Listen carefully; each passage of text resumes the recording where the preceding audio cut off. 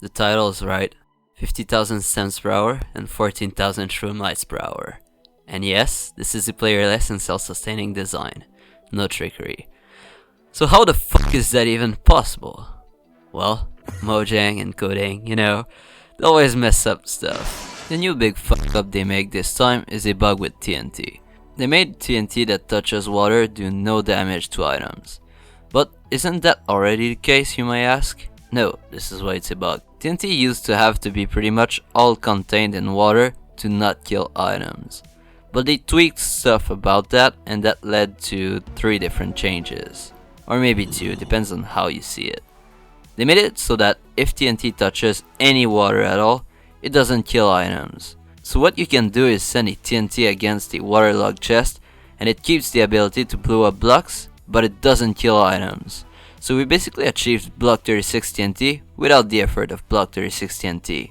Except Block 36 TNT deals 1 HP of damage to items. Items have 5 HP by the way, so it would take 5 Block 36 TNT explosions to kill an item. Our new wet TNT exploit, on the other hand, doesn't do any damage to items. So we can spam TNT like this forever and our items will be chill. And finally, blowing up 2 Block 36 TNTs at the same time would kill items. But this new wet TNT doesn't work like that. Probably because it doesn't do any damage to begin with. And these are pretty cool and useful techs to take advantage of. But here's what we get when we put them all together.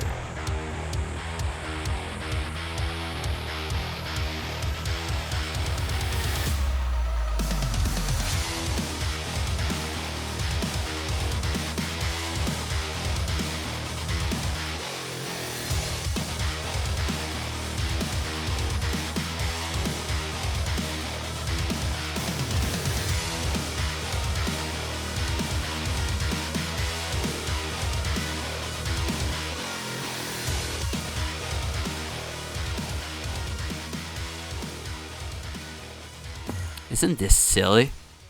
Look, we get a super fast nether tree farm, but all the fun design challenges are gone. This is brain dead stuff. It's just TNT inside of waterlogged chests, spammed over and over. There's no skill required. The golden word here is balance. Small efforts should yield small results, and high efforts should yield high results. With the 2 or 3 different bugs we have going on currently, there is no incentive to do hard work. This TNT spam is easy and outclasses every other TNT tech on the table. But I wouldn't straight up go back to the old mechanics either. That's for one thing. Currently, there is a pretty important game mechanic holding back the playerless self-sustaining nether tree farms behind. But in order to understand this challenge, you need to know what special tricks we were using before this bug got found. We currently use Block 36 TNT modules. These are contraptions that encase TNT inside a block and push them out to blow up blocks. Because the TNT is kept inside a block, it doesn't kill items straight away, it only lightly damages them. If you want a more in-depth explanation of Block 36 TNT, I made a video specifically dedicated to it that explains it in detail. Block 36 TNT is what is best aside this new bug, but there's just one catch holding it back. Simultaneous explosions all stack their damage done to items. This kills items too fast to ever use the coolest tech available to its full potential. Ideally, I would like to have these bridged Block 36 TNT modules all blow up at the same time and do 1 HP of damage to items when all blown up at the same time. But unfortunately, this isn't what happened in previous versions. Multiple explosions at once would kill the item instead of dealing 1 HP of damage. You might think that TNT should kill items for balance, but when I show you this, don't you think the mechanic is balanced by the effort required to obtain the result? Let's also remember that mobs and players have a cooldown on taking damage. Shouldn't we apply this mechanic on items and other entities as well? Mojang, just remove the wet TNT tech without breaking Block 36 TNT, Corner TNT, and Trapdoor TNT. Links to all of these techs are in the video description. Then make these older special TNT tech deal 1 HP of damage as before, but don't allow multiple special TNTs to do more than 1 HP of damage to items or other entities in one game tick. This would return the game to its state in previous versions like 1.21.0, with the only change being no damage stacking within one game tick. It's not much, but it would improve balance for the advanced technical Minecraft community working on farms. With that said, I don't really have faith that all these bugs will stay in the game for a while, so I did very dirty wiring on this tree farm. I designed and optimized it in a record time, 3 days. Now I'll go over all the mechanics and optimizations of the farm. We start with the core. Since no items will blow up with the new broken TNT, we have an extremely good bonemeal return that lets us use a ton of dispensers bonemealing the Nylium. Bonemealing the Nylium gives us a bunch of fungi.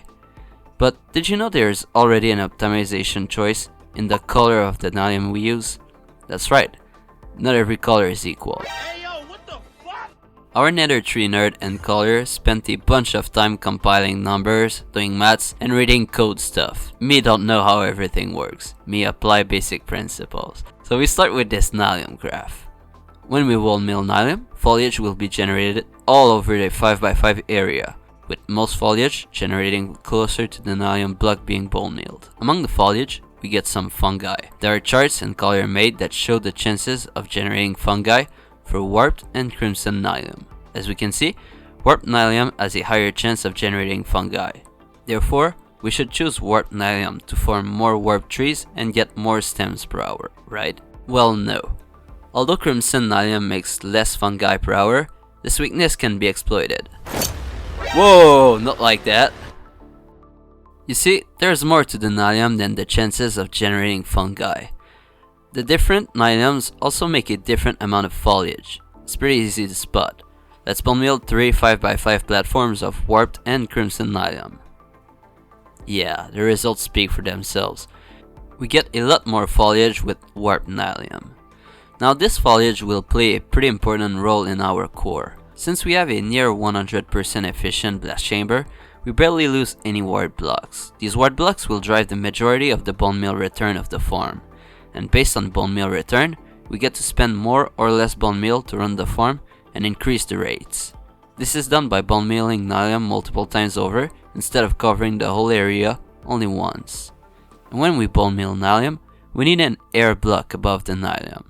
If there's foliage, the dispenser can't use bonemeal to grow more vegetation and fungi. And this is where the lower vegetation concentration of crimson Nylium comes in handy.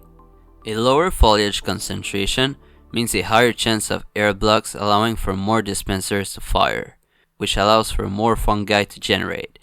If you're curious, the difference between warped and crimson Nylium is about 6,000 stems per hour. Warped trees will make 44k and crimson trees will make very close to 50k per hour. Once we got our generated fungi, we bonemeal them 3 times. Usually, for playerless self-sufficient nether tree farms, 3 to 4 bonemeal attempts per fungi is the ideal spot. Fewer attempts increase speed, but more attempts increase bonemeal efficiency, which is crucial for running the farm without a player. After we bonemeal fungi 3 times, we shift the Nylium floor. This removes all vegetation and allows us to bonemeal the Nylium again to grow more trees, but it also allows us to convert netherrack back to Nylium. When trees generate on top of Nylium, they can suffocate the Nylium and turn it to netherrack, which doesn't let more fungi spawn on it.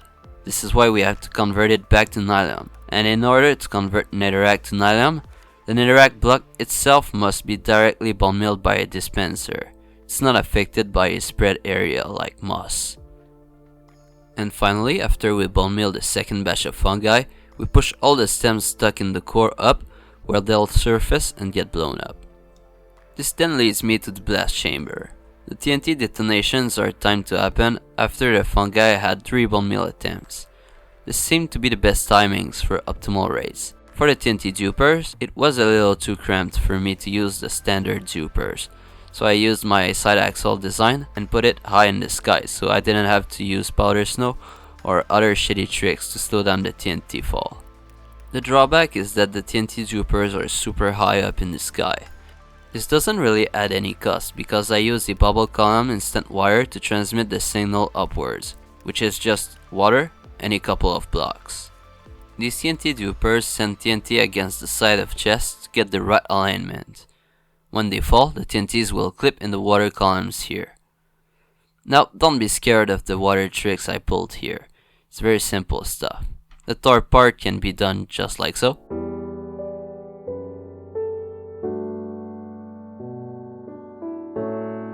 And the bottom part is just a little more complicated, but still very easy to do.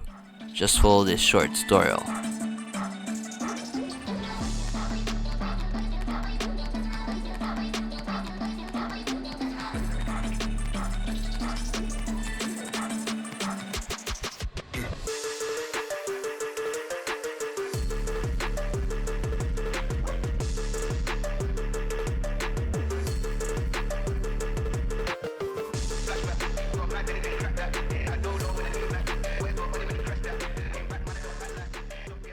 When you build this farm, you can simply flick this lever, which will activate the bone meal stuff and the moss farm. You can let that run chunk loaded for a day and you won't have to manually fill the farm with bone meal. You can leave the moss farm in to help supply a little bit of bone meal to the nether tree farm and increase the rates by a little bit. The on and off switch for the farm is right here. When all the hoppers, droppers and dispensers in the farm are filled with bone meal, you can remove this blue wire, it won't serve anymore. If you go to the composting area, you'll notice two things. First of all, it's massive. Second of all, it has shears in the hoppers. This simply helps stabilize the bone meal return of the farm by creating a smaller backfill of compostable items in each hopper. This is a trick I saw Alpha use. It makes the farm self-sustain faster. Speaking of self-sustain, the farm has this wire that controls how much bone meal it consumes. If it has excess bone meal, it will enable more dispensers to fire and generate more trees. If it runs low, it will disable them. This keeps the farm running at its maximum speed depending on its bone meal level. There are a lot of filters for the stems. Believe me, you'll need that many or your stems will go in the composters and break stuff. If you build this, just know that it uses a lot of bugs and that it might be patched in later versions. So test the farm in a separate world before you update your survival world with a farm. There are a few ways the farm might be able to be optimized further, but they're a little too complicated for my taste. I just wanted to publish this as fast as possible before this all gets patched. Go to my Discord resources archive if you're not on it already. Thanks for watching.